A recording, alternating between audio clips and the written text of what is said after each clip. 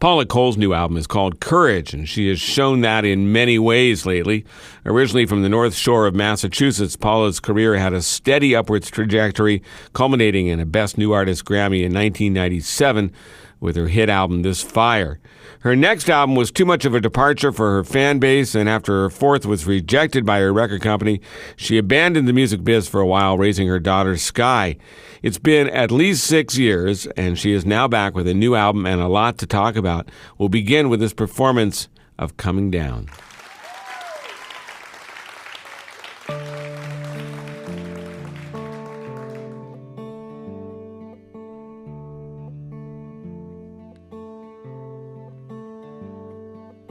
Lord, make me a lightning bolt to burn off this rain. Coming down, coming down. Lord, make me a skill saw to cut through these chains. Coming down, coming down. Lord, give me the clarity to see through this smoke and salvage the coming down.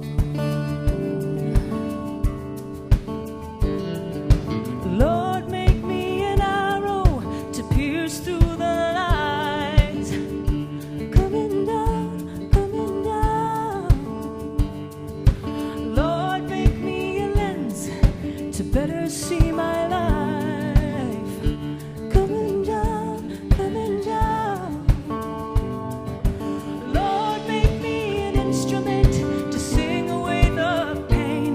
This rushing river coming down.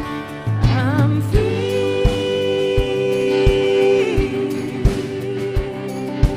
Here in the mountains of peace that I do, I see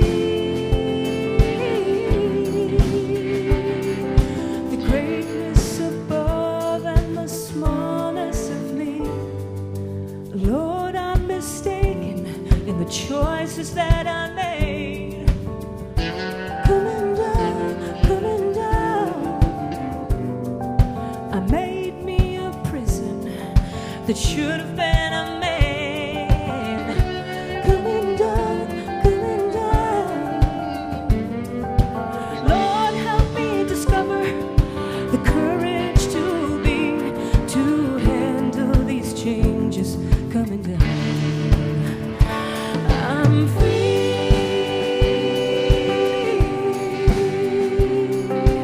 Here in the mountains of peace may I be. I see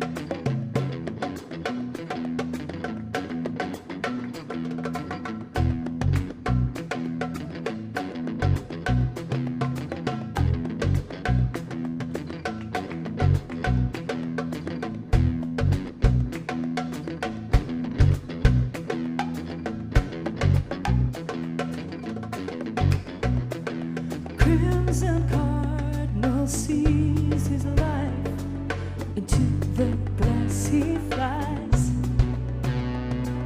The perfect partner he does spy, a moment's glance of eyes, reflections of a future love. Feel the pull of fate. The perfect love turned out to be himself in haste and vain. Passion's flash of red, bloodied on the pane. In your eyes I find you are my love light. You are my love light. You are my love light. Blinded by surprise. You are my love light. You are my love light. You are my love light.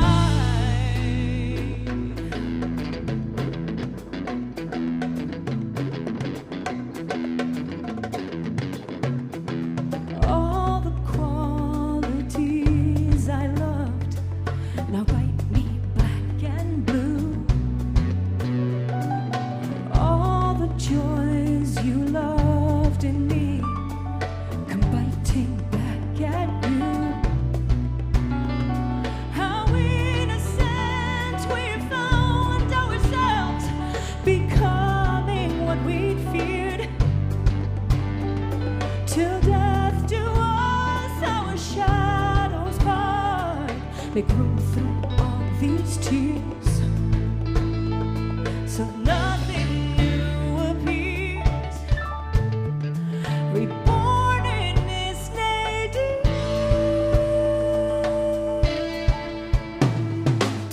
In your eyes I find you are my love light. You are my love light.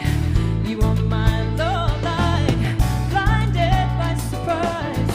You are my love light. You are my love light. You are my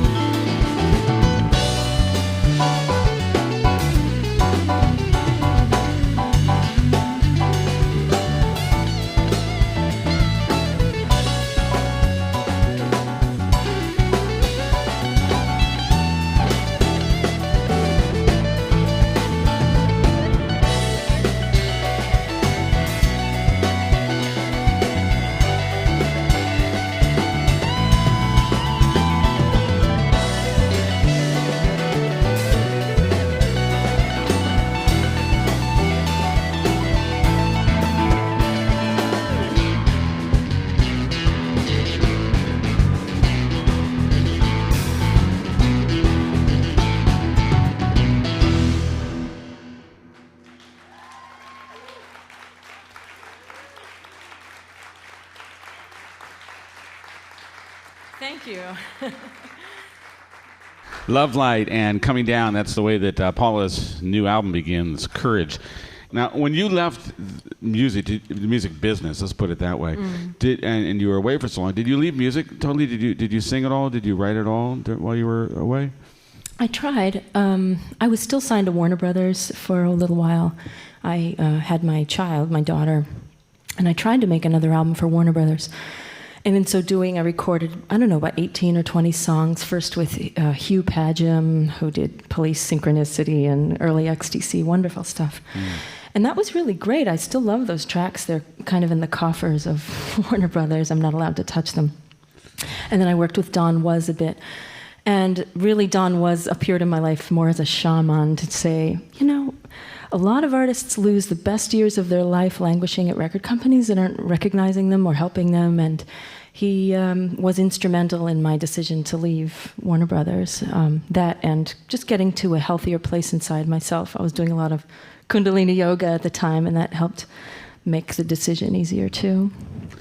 Well, now I guess the next part of the question is, well, I remember talking to you at that time. I remember when Amen came out, and it was an album that bewildered your audience in ways. It was the R&B side of things and the hip hop side of things. They weren't able to really accept it. And I remember at the time you were a little bit. You were kind of like a deer in headlights. I mean, when I talked to you, it was like you weren't used. I mean, you were used to, you know, a different kind of acceptance. And I say that because you produced yourself and on that Fire and on that, and it's tough when it's your vision, you know. Sure, I stand by it. I know that it came from an honest place, and I believe it stands the test of time. So it'll be one of those things that people will go back to. I think maybe it'll have its heyday much later. Yeah, there's many influences that comprise me, and I arrived at, I guess, a sense of spirituality later in life because I was raised with a scientist father and not in a religious household, and I had problems with religion, so considered myself, I don't know, atheist and secular humanist. Probably I don't know what you call this thing, but I arrived at it independently, and I wanted to write about it and sing about it, and that was, you know, that's uncomfortable unless you're Deepak Chopra or Oprah or something, and you can. There's other mediums in which it's more acceptable, you know. But in music, even in hip hop, it's more acceptable because like politics and spirituality, you know, say Bob Marley or Marvin Gaye or various forms of hip hop, they talk about it. Otherwise, it's very categorized and kind of stigmatized, and people have trouble when you are breaking boundaries like that. Well, now, one of the things you say in some of the material is that this is a new Paula Cole, and there are only vestiges of the old Paula Cole. Because I remember seeing the old Paula Cole on stage in, combat boots and shorts and sweating heavily, and you look like you're going to the ball today. I caught that. But you look like you're ready to going to the ball today. Is it? Can you really shed your skin as an artist? Probably not. I mean, I try. I still feel like there's a skin hanging on, and I'm trying to shake it off, and that's because my divorce isn't final. How come the album was named Courage? Oh, Courage was a mantra to myself. I knew that the album would be called Courage. I knew that years ago. It was something that I would just write it. I'd find myself thinking about it in a free associative way. And I realized I need to call my album Courage because I want to say that word a lot to remember where I was when I was thinking about one day, you know, here I am homeless without a record deal. I'm depressed. I'm a mom. My kid is really asthmatic. We're going to the ER. And my music career felt very frivolous. And it also felt like the universe was just saying, no, no, no. I struggled so hard in being able to get back out there. And I was also in an unhappy marriage, as some of us make that choice, and we land ourselves. A lot of us, right? There's probably a few of us in this room, anyway. That I wouldn't. Anybody know anything about that here? No, okay. And we find ourselves in midlife, And we are reevaluating, and I was there, and I wanted to remember that, and I needed to get out of that unhappy spot. So that was my mantra, and I knew that the album had to be titled that. It was like my way out. Paula Cole. More music and conversation in a moment as we find out who it was that encouraged Paula to get back in the game when we return to the World Cafe. This is the World Cafe, and Paula Cole is our guest. After many years away from the music biz, she is back with a new album called Courage. It was Bobby Colomby, the original member of Blood, Sweat, and Tears and a producer, who got Paula Cole to embrace the music biz again. Bobby Colomby was like an angel in male form, in male Homo sapien form. We met years ago at the Roxy. There was an earthquake when we met, and we huddled in a doorway together. I had just seen my show in '94, so that's when I was in the black boots and the nose ring and the short hair mode. And he related, and he thought, this girl's going to have an amazing career. I think he thought my career would be much better than what it was, but he understood. He was the original drummer for Blood, Sweat, and Tears. Remember that group? And they were very experimental, and he is a lover of Miles Davis, as am I, and we connected in that way.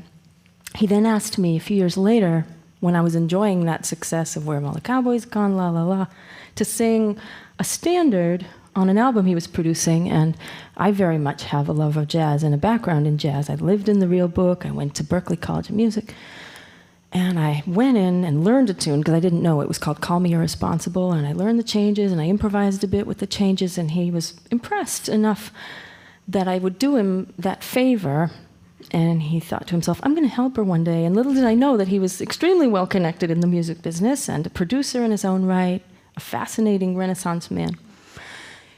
So fast forward, he's producing Chris Bodie, and he asks me, why don't you come sing on Chris Bodie's record? Okay.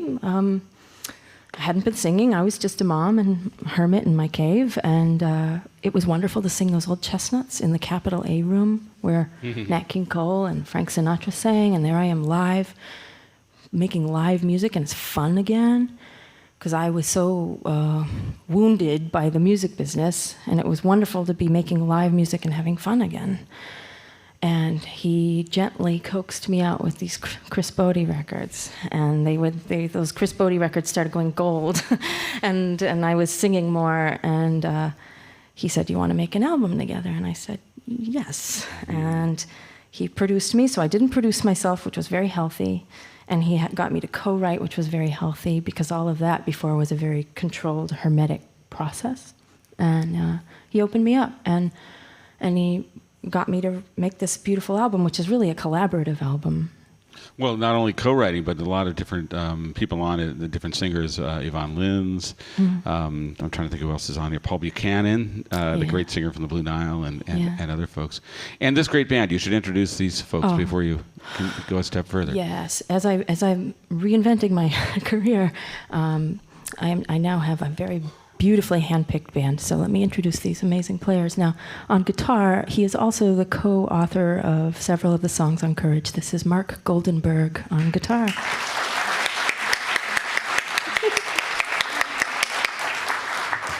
And I met our beautiful bass player through Chris Bodie when he was playing with Chris, and he is a musical soulmate. This is John Osman on the bass.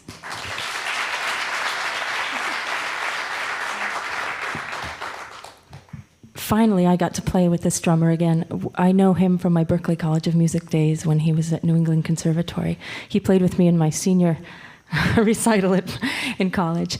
This is the incredible Ben Whitman on drums.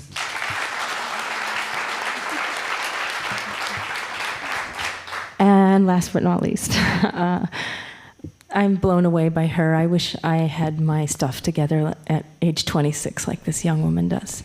She's from Toronto. She has a career in her own right. The prodigious Lila Bialy on piano, keyboards, and vocals.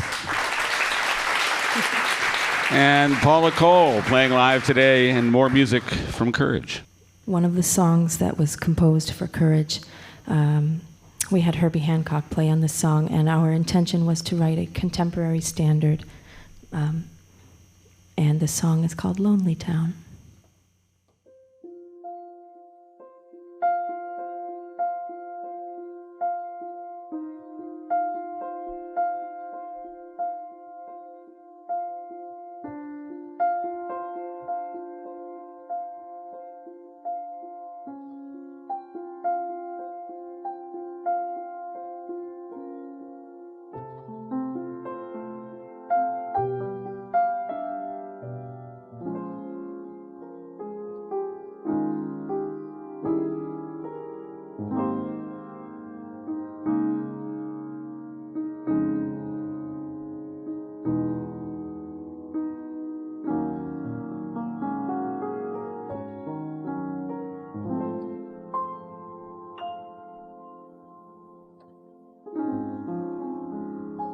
spin the globe,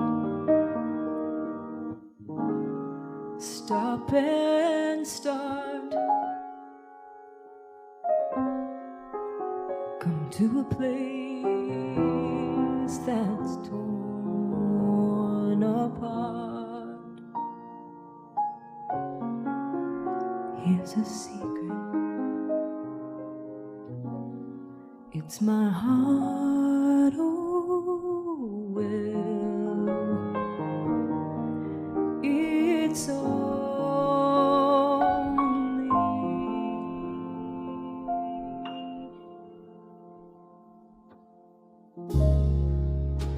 broken shutters, whistling wind, vultures circling overhead, tumbleweeds fly, and dust in my eyes. Guess it's not my feelings crying, peeling paint on empty halls where people lived in this town long ago. Packed their bags, nailed down the door to Lonelytown.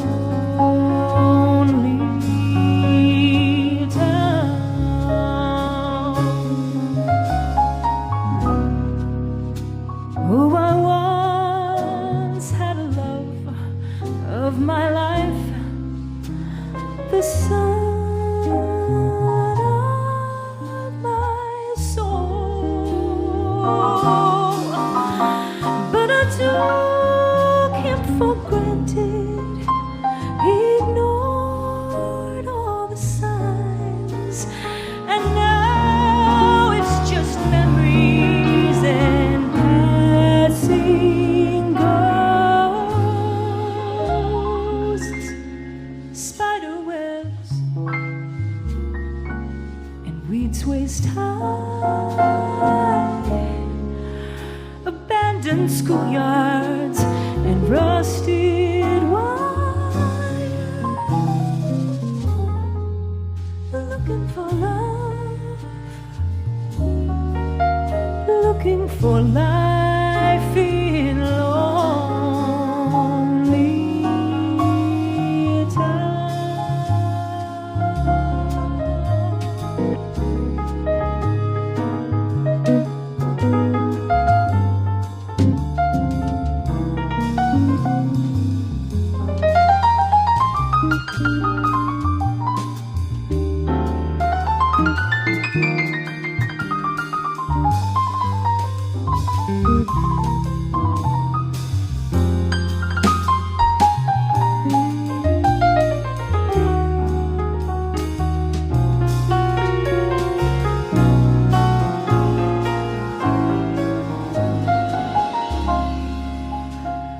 if you're lucky with a love of your own, remember this in a nutshell. I've told, hold them close and don't let go, and cherish forevermore.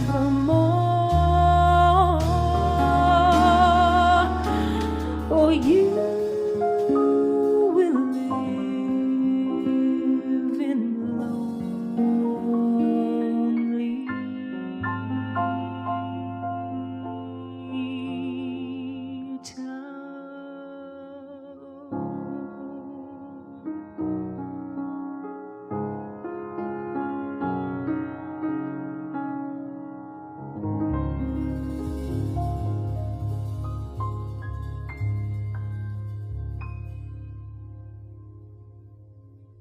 Lila Bialy.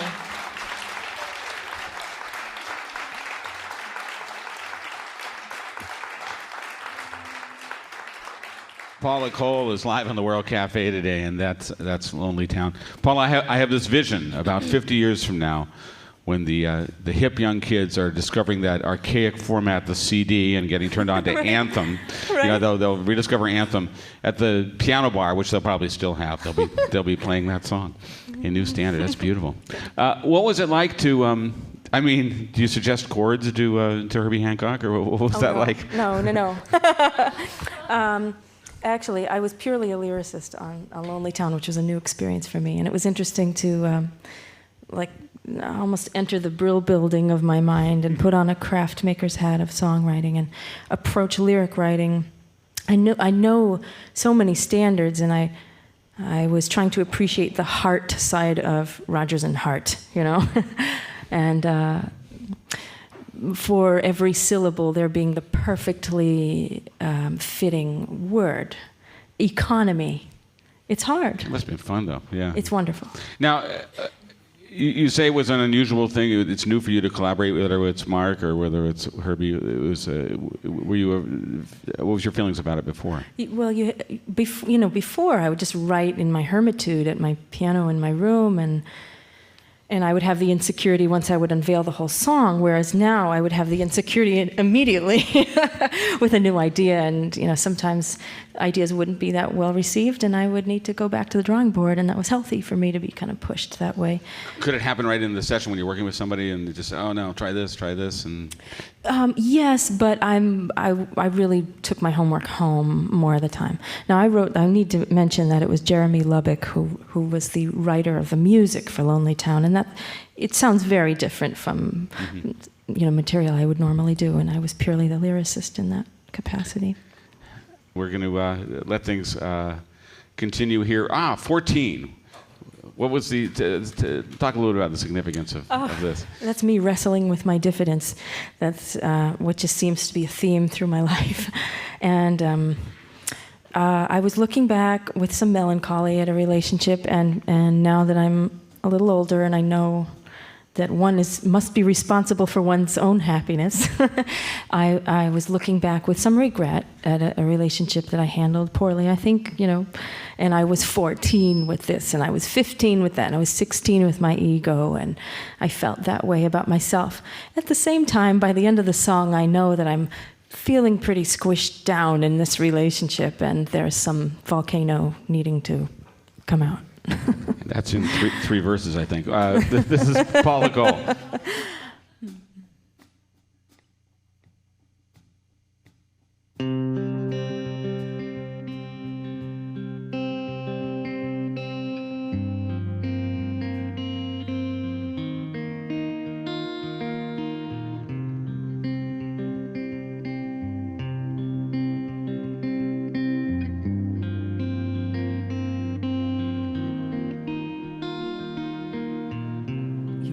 They conjure up those cliffs of more, far away and not listening anymore, dreaming of life on another shore, not here, not now, with me, the bore. So I stopped talking and fade to bleed, atrophied and weak, even though it's not who I know myself to be. The queen of confidence doesn't speak, but I was 14 with my passion and 15 with my best, 16 with my ego and 0 with the rest. Oh yeah, my heart is a POW tangled in my chest. I don't know how to communicate in a cardiac arrest. Your eyes, they drown me in your sadness. Your words, they bring hurricanes, braving Shakespearean tempest.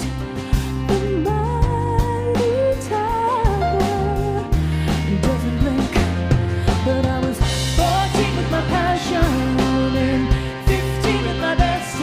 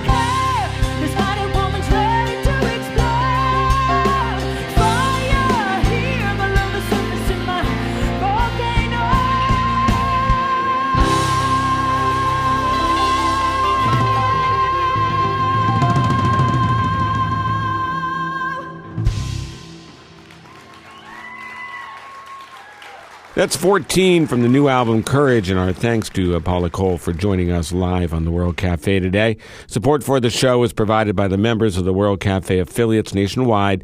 Those include WFIT in Melbourne, Florida, and KUMD in Duluth, Minnesota. Shows produced at WXPN from the University of Pennsylvania in Philadelphia.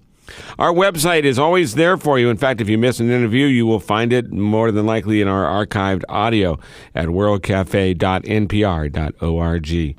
I'm David Dye, and this is the World Cafe.